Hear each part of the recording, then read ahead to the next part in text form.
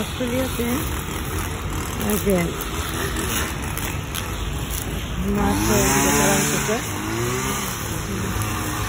ঘাসগুলোকে income অনেক সোজা যদি আপনি স্কিল হন এবং যদি আপনি কাজ করতে পারেন। সকাল সন্ধ্যা ঘুমাবেন আপনি 3 থেকে 4 ঘন্টা কিংবা 3 ঘন্টা। ইনকাম আপনার পরিশ্রম করতে হবে। যদি আপনি পরিশ্রম করেন তাহলে অস্ট্রেলিয়া আপনার জন্য, কারণ পরিশ্রমের বিকল্প নেই।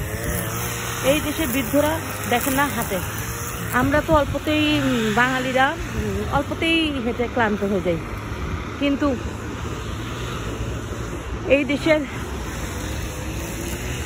প্রতিটা মানুষ, কারণ বাংলাদেশের মতো রিক্সা নাই যে বাসার থেকে বের হয়ে আপনি রিক্সা পাবেন, হেঁটে হেঁটে রিক্সা করে চলে যাবেন। এখানে আপনি যেখানে যান হাঁটবেন, হাঁটার বিকল্প নাই। আর কাজের ক্ষেত্রে আপনাকে বের হতে হবে মিনিমাম 2 ঘন্টা আগে, কারণ বাস স্ট্যান্ডে আপনাকে হেঁটে যেতে হবে। তারপরে বাসে যাবেন কিংবা ট্রেনে যাবেন কিংবা বাস ট্রেন দুটা মিলিয়ে যাবেন। যেমন আমার কাজের ক্ষেত্রে আমাকে প্রথমে বাসা থেকে বের হয়ে সিডনাম যেতে হয়। সিডনাম যেতেই লাগে 1.5 ঘন্টা।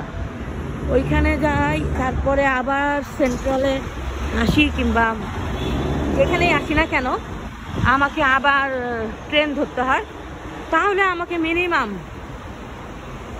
2-2.5 ঘন্টা আগে বের হতে হয়, কারণ আমার বাসা থেকে বাস স্ট্যান্ড যেতে 20 মিনিট লাগে। তারপর বাসে করে 1.5 ঘন্টা। তারপরে আপনার ট্রেন যদি পেয়ে যান তো ভালো, আর না পেলে দেখেন বাংলাদেশের মতন এখানেও ফকির আছে, ফকির না মানে গরিব আছে, তারা রাস্তায় যাদের বাসা নাই তারা এখানে ঘুমায়।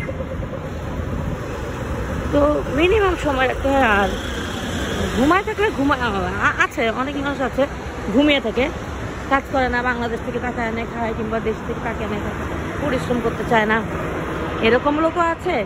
তবে বেশিরভাগই পরিশ্রমী,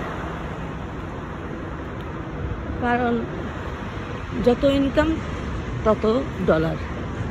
মনে রাখবেন, পরিশ্রমী সৌভাগ্যের প্রসূতি।